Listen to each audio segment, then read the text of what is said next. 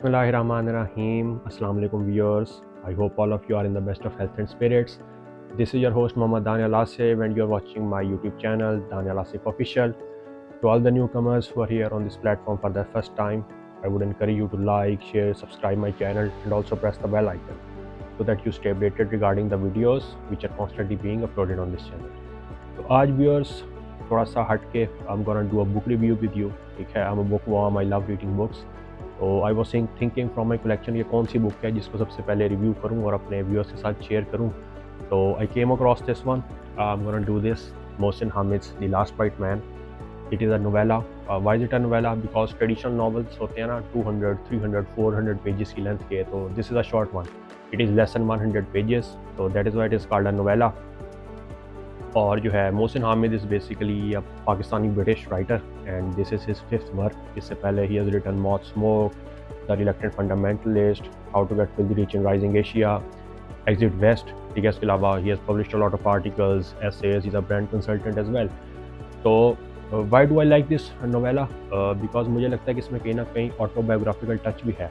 Because Mohsin Hamid ने repeatedly अपने different interviews में और लाहौर लिटरेरी फेस्टिवल में 2023 में उसने एडमिट किया है कि 9/11 के बाद यूएसए में जो वाक़यात उसके साथ पेश आए, because he was scrutinized heavily at airports, railway stations, bus stops. ठीक है, his friends and relatives homes were ransacked by the FBI in so and in hopes of finding some sort of terrorist connection. तो कहीं ना कहीं उसको लगता है कि उसकी जो न्यूट्रल आइडेंटिटी थी before 9/11 it got changed post 9/11. तो कहीं ना कहीं उसके माइंड में, back end of his mind, in his consciousness, there was this idea that I am gonna write this work which conveys the kind of feelings which I went through. तो इसलिए I think it is some sort of autobiographical as well. अच्छा, writing style की अगर थोड़ी सी मैं आपके साथ बात करूँ तो बहुत ही सिंपल राइटिंग स्टाइल है. ठीक है, एवरीडे लैंग्वेज में वो लिखता है, बहुत ज़्यादा कॉम्प्लेक्सिटी के साथ में लिखता है. मतलब readers can easily grasp and understand the meaning behind words. ठीक है, लॉन्ग सेंटेंसेज हैं. कई बार 7-8 लाइन्स का जो पैराग्राफ है, it is just one sentence और पैराग्राफ के एंड पर ही जाकर आपको फुल स्टॉप मिलता है. तो I like that about Mohsin Hamid that he uses long sentences. तो है कि आप जो है वो रीडर्स जो हैं they get entangled in that suspense और जी पूरा पैराग्राफ पढ़ के आपको पता लगे कि जी अच्छा एक सेंटेंस खत्म और एक जो है वो बात जाके उसने कन्वे किया.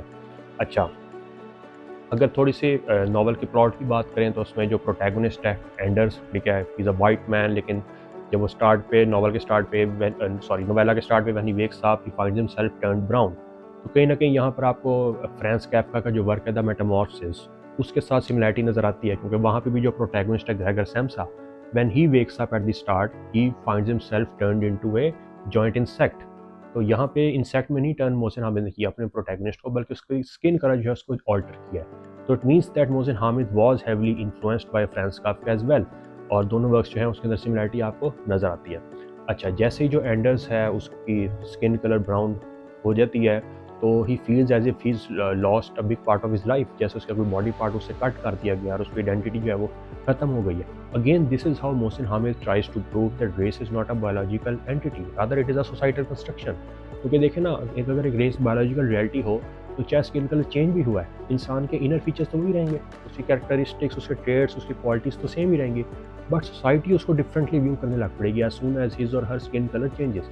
उसका मतलब क्या है कि how we view race it is basically our societal construction. Society construct करती है ये रोल्स. ठीक है, कि white race is considered superior whereas the black and brown races are considered inferior. अच्छा, उसके बाद उसके जो अदर कैरेक्टर्स हैं इस नोवेला में which are link to Anders, for example Anders girlfriend Una who's a yoga trainer, तो she also starts getting suspicious towards him कि वो जो इनिशियली जो उसकी इंटीमेशन और लव होता है एंडर्स की तरफ, कहीं ना कहीं she tries to back track just because his skin colour has change. ठीक है, फिर एंडर्स का जब फादर उसको मिलता है तो he also initially feels a big kind of shock कि what happened to his son. तो वो भी फिर एंडर्स को कहता है कि now from now on son you are gonna have a very tough life. ठीक है, तो एंडर्स जो है अपने फादर के घर में जाके शेल्टर लेता है, अपने आप को बचाने की कोशिश करता है. ठीक है, when Anders looks at himself in the mirror तो उसको इतना गुस्सा चढ़ता है कि वो जो है वो मिरर में जो इंसान जिसको वो देख रहा है वो उसको मारना चाहता है, हालांकि वो हिमसेल्फ है. ठीक है, फिर जो है वो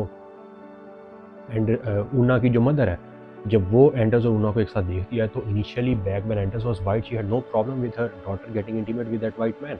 बट जैसे ही एंडर्स जो है वो ब्राउन हो चुका है, वाइट नहीं रहा, तो जो कहते हैं ना, if it is not white it is not right. तो ऊना की जो मॉम है शी फेंट्स, शी वॉमिट्स, ठीक है, just at seeing her daughter with a dark man. तो मतलब ये कहीं न कहीं ये माइक्रोएग्रेशंस हैं। माइक्रोएग्रेशंस क्या होते हैं? सटल एक्ट्स, ठीक है, जो कि इंटेंशनली या अनइंटेंशनली जो है वो परपेट्रेटर कर रहा होता है और उनको ये नहीं पता होता कि ये इन एक्ट्स का कितना ज़्यादा जो है वो डीप इफेक्ट होने जा रहा है विक्टिम के ऊपर। तो उसके इस तरह सोसाइटी में हर तरफ से जो है वो हेट का और डिस्क्रिमिनेशन का सामना करना पड़ता है एंडर्स को। फिर कुछ वाक़यात ऐसे होते हैं, ठीक है, जब एंडर्स का बॉस उसको देखता है तो वो कहता है कि if I were you I would have killed my self, ठीक है। और इस तरह वाक़ई होता भी है कि एक वाइट मैन जिसका स्किन जिसकी चेंज होकर डार्क हो जाती है, वो सुसाइड कमिट कर लेता है just because skin changed colour. तो that shows you that how much race is massive societal construction and, ठीक है, जो इस तरह जो है वो रेसिस्ट गेज होती है और डिस्क्रिमिनेशन का सामना करना पड़ता है लोगों को just because they look different, ठीक है। तो फिर ग्रेजुअली क्या होता है, जो सोसाइटी है उसका सारा उस माहौल जो है वो डिस्टर्ब होने लग पड़ता है, chaos erupts everywhere because everyone is starting to change color, ठीक है। तो उसके बाद जब ऊना व्हेन शी रियलाइजेस के द टाइम इज इनएविटेबल कि उन सबको भी चेंज होना ही पड़ना है, तो she tries to do an experiment, ठीक है। वो मेकअप पुट ऑन करके अपने आप को डार्क बना के अपनी मॉम के सामने जाके प्रेजेंट करती है। तो उसकी मदर उसको कहती है कि you should be ashamed of yourself, ठीक है। Again that shows you the racist nature कि उसकी डॉटर तो वही है, just because her skin looks different, तो she says that you should be embarrassed, you should be ashamed of yourself. यहाँ सबको पता लगता है कि रेस कितना बड़ा इशू है।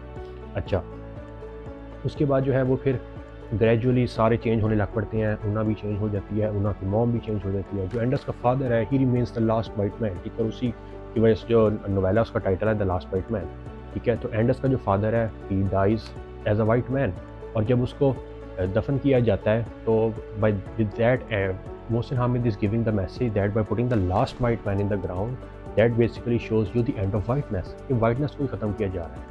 देखिए, एक पर्पस मोहसिन हामिद का इस वर्क को लिखने के पीछे ये भी हो सकता है कि जैसे अरिस्टोटल भी कहता था कि लिटरेचर का पर्पस होना चाहिए to evoke emotions of pity and fear among the audience.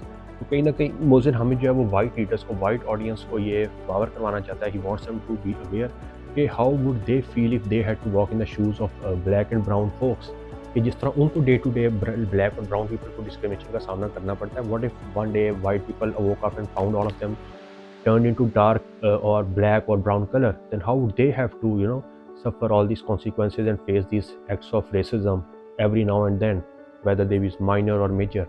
तो कहीं ना कहीं जो है मोहसिन हामिद के इस वर्क को पढ़ के जो वाइट रीडर्स हैं they will get a sense of, जैसे कहते हैं ना, वेकअप कॉल, कि अच्छा ये सब कुछ हम करते आ रहे हैं इतने अरसे से और हमें तो पता ही नहीं था कि इसके इस कदर जो है वो डीप इफेक्ट्स होते हैं।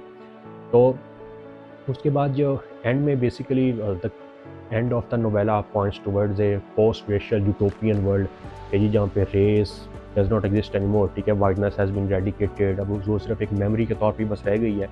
और जब एंडर्स और ऊना की डॉटर होती है, मिक्स्ड रेस डॉटर, ठीक है, तो जब ऊना की मॉम है जो कि उस बच्ची की ग्रैंड मदर है, she still wants to tell her about the great tradition of the white people and the beautiful history, किस तरह वो अजीम थे और they were superiors. But her granddaughter does not want anything to do with it. She just says stop, okay, enough with this bullshit. I don't want it anymore. ठीक है, जो है वो है। Now we have to move on.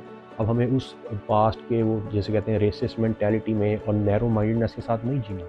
Now we have to progress, ठीक है। और यही कहीं ना कहीं मोहसिन हामिद का मैसेज है कि हम जो बात करते हैं कि जी racism has been eliminated from this world, it has been eradicated, और हम एक पोस्ट रेशियल वर्ल्ड में रह रहे हैं, ठीक है, हम एक वर्ल्ड फ्री ऑफ रेसिज्म में रह रहे हैं। तो नो, अभी भी बहुत सारे कहीं ना कहीं कुछ लोग ऐसे हैं हु आर रेसिस्ट, ठीक है। Deep down they have racism engulfed in their brains. तो उस रेसिज्म को प्रॉपर्ली, जिसे कहते हैं ना, रूट आउट करना बड़ा ज़रूरी है, ठीक है।